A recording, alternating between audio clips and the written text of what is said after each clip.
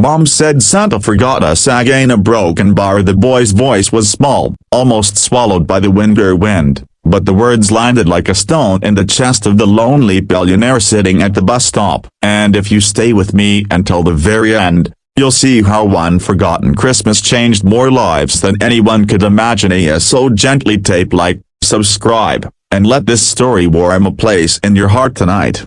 The bus stop smelled of cold metal and wet pavement, the kind of place people passed through without ever really seeing. Snow drifted down in lazy spirals, settling on the empty bench beside the billionaire. His name was Adrian Cole, though no one here knew it. In the city, his name glowed on glass towers and press releases, but tonight he was just a man in a dark coat, hands folded, waiting for a bus he didn't need to take. Christmas lights flickered across the street, cheerful and distant, like they belonged to another world. Adrian had nowhere to go. His penthouse was silent, his phone full of unread messages he didn't want to answer, and his heart heavier than the briefcase at his feet.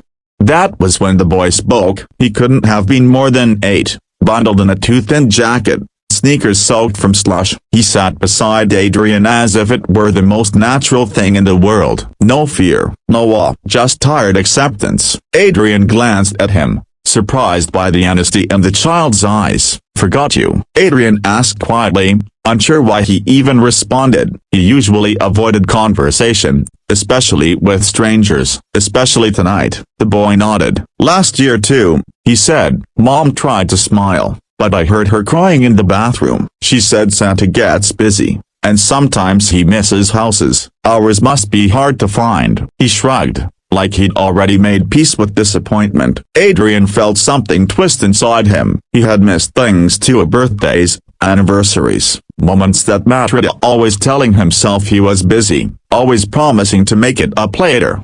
The boy introduced himself as Noah. His mom, Lily, worked nights at a nursing home. They were waiting for the last bus home because walking in the cold made Noah's chest hurt. Adrian noticed the way Noah tried not to cough, how he pressed his lips together and breathed shallowly. The billionaire had seen numbers like this before via hospital statistics, charity reports, but never so close, never with a face and a voice. Adrian offered to call them a car, his reflexive solution to every problem. Noah smiled politely but shook his head. "Mom says we can't take rides from strangers," he said, "but you can sit with us. It's less cold when someone's next to you." The simplicity of that statement nearly broke Adrian. When was the last time someone wanted his company without wanting anything else? The bus was late. The minutes stretched. Lily arrived, breathless, apologizing to Noah, to Adrian, to the world. She had kind eyes and exhaustion etched into her smile. Adrian stood, introduced himself only as Adrian, and offered a bench. Lily thanked him and pulled Noah close, rubbing warmth back into his hands. Adrian watched them, something aching in his chest that no amount of money had ever touched. They talked, not about wealth or business, but about small things. Lily spoke of Noah's love for drawing, how he wanted to be an artist even though she worried about practicality. Noah showed Adrian a folded piece of paper from his pocket, a sketch of a Christmas tree drawn with care and hope.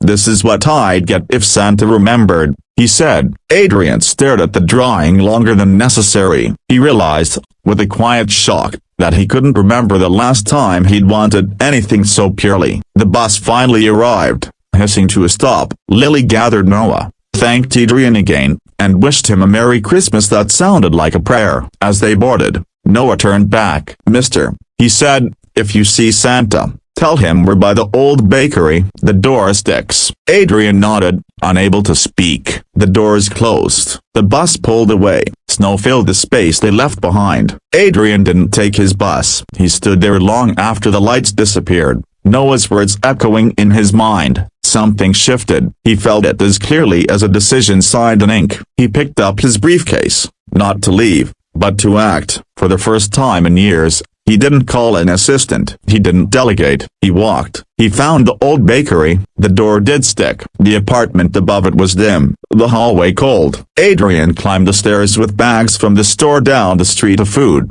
blankets, a small tree, art supplies. He hesitated at the door, suddenly afraid. What if this crossed the line? What if kindness wasn't wanted? Then he remembered Noah's eyes at the bus stop, the way hope flickered even when disappointment had taught him not to expect too much. Lily opened the door, startled. Noah peeked from behind her, eyes widening. Adrian smiled awkwardly. "I think Santa asked me to help," he said. It wasn't clever, it wasn't rehearsed, but it was true in the only way that mattered. They let him in. The apartment was small but clean, the walls thin, the air heavy with the smell of soup. Adrian set the tree in the corner, helped Noah decorate with paper stars. Lily tried to protest, tried to refuse, but tears betrayed her. Adrian listened as she spoke of debts, of choosing between heat and medicine, of pride that kept her silent. He didn't interrupt, he didn't promise miracles, he just stayed. They ate together,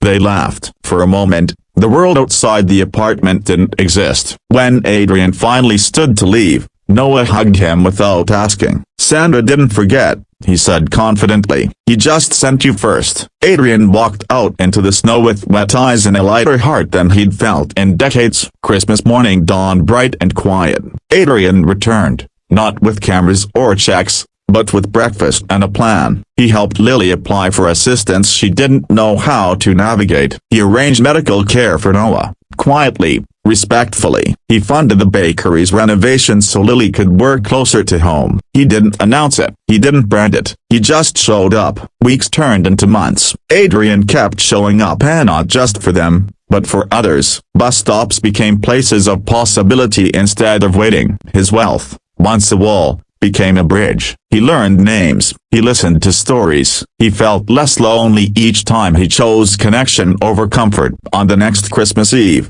Adrian sat at the same bus stop. The lights across the street flickered again, but this time they felt closer. Noah ran up, taller, healthier, holding a sketchbook filled with color. Lily smiled, stronger now, hope woven into her steps. They sat together, laughing, waiting for a bus they didn't really need. Noah handed Adrian a drawing. It showed a bus stop, 3 people on a bench, snow falling softly. Above them, written in careful letters, were the words, "Santa didn't forget us." Adrian swallowed hard. He realized the gift wasn't the money he'd given or the problems he'd solved. It was the reminder that even the loneliest heart can be found, that being remembered starts with remembering others. And if this story touched you, if it reminded you that kindness can change a life at a bus stop on a cold night, take a moment to like this video and subscribe to the channel. Your support helps these stories reach hearts that might be waiting, just like Adrian was. Because sometimes Santa doesn't come down chimneys, sometimes he sits beside us, listens, and decides to stay.